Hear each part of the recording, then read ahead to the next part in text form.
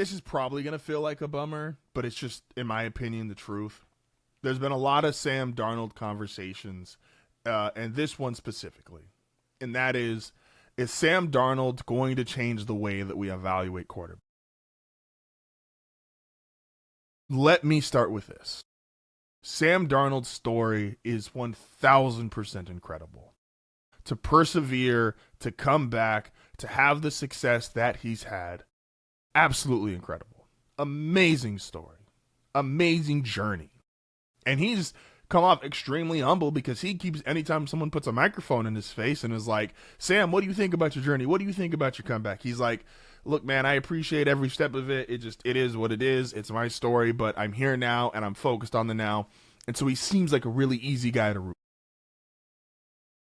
The problem with the Sam Darnold story is the reality is, while we've seen Sam Darnold's comeback story and how great it's looked, look at everybody along the way.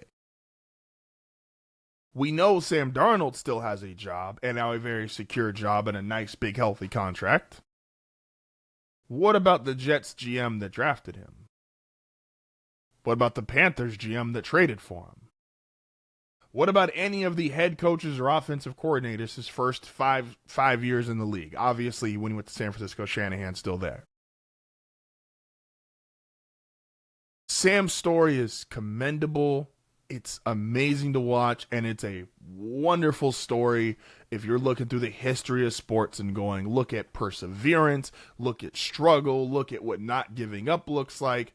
All these different things, they're all wonderful. But it's only wonderful for him. The reality is, in these jobs, guys do not have 7 years to wait for you to get it together. Have we probably gone too far in terms of being patient with quarterbacks? Yeah.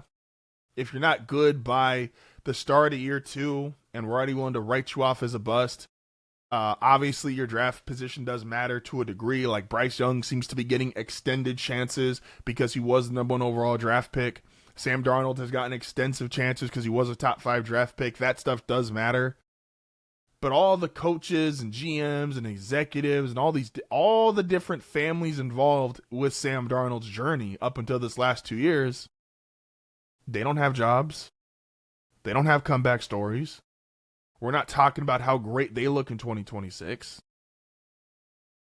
If you can't figure it out in your first couple of years, this league, because it is so incredibly expensive to run a team, and it is so incredibly expensive to just get everything involved, and you have fans who are, it's the difference in, are they going to watch? Can you sell them on, well, it's year 4 Sam Darnold, maybe this is the year he finally figures it out, or do they just stop showing up to games?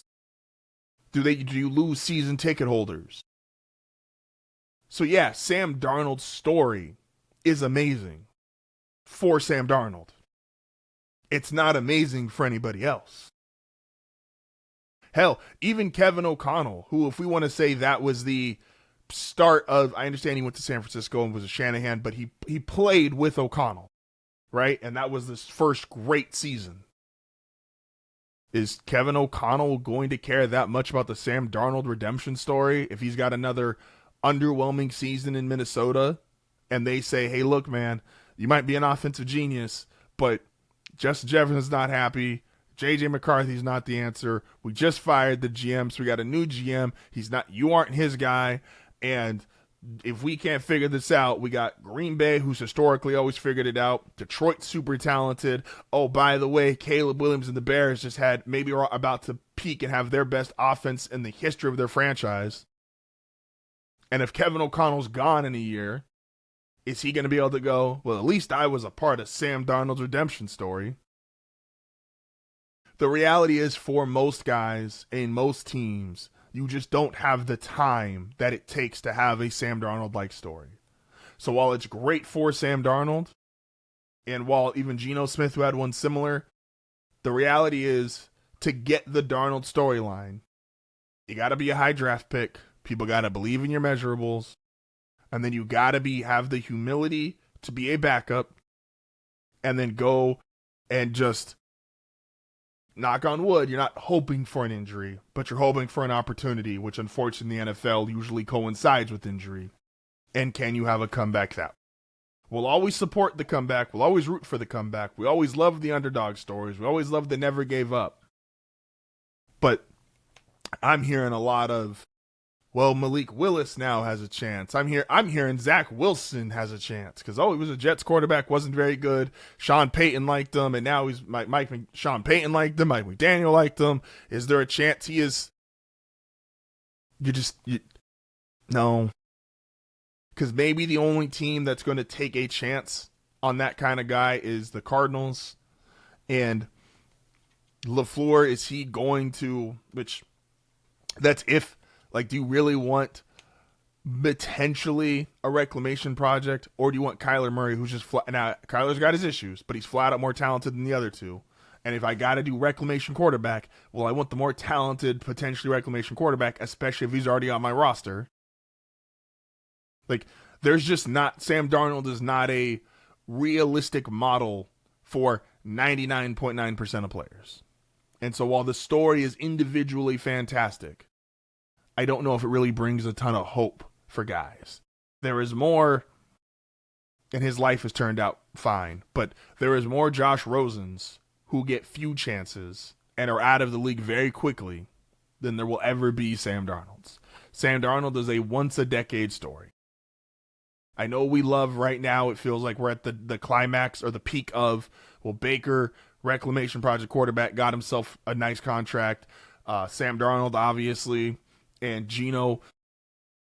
But Geno's probably about to be out of a job. I think Baker, if he has another season like this, it's going to be looking really rough for him. And while Sam Darnold's on top of the world right now, what's it look like in a year or two if the Seahawks start to fall back? Because you got to start paying other guys. And, JSN is now one of the highest paid receivers in the league, if not the highest paid receiver. Devin Witherspoon is the highest paid corner, or one of the highest paid corners. Now, does the offensive line get worse because you've got even less resources to go to it? Okay, this defense is going to be as dominant. If you already got 3 or 4 guys that you're paying max money to, who's got to get, there's a lot of problems that could potentially pull up. And that's why, again, amazing, amazing, amazing story for Sam Darnold. I don't think it's an amazing story or something that is going to be repeatable for guys coming down the line. And maybe that's unfortunate, but that's just the reality of sports and the NFL in particular. I mean, if you want to be a part of one of the coolest, most unique communities, don't forget to like and subscribe.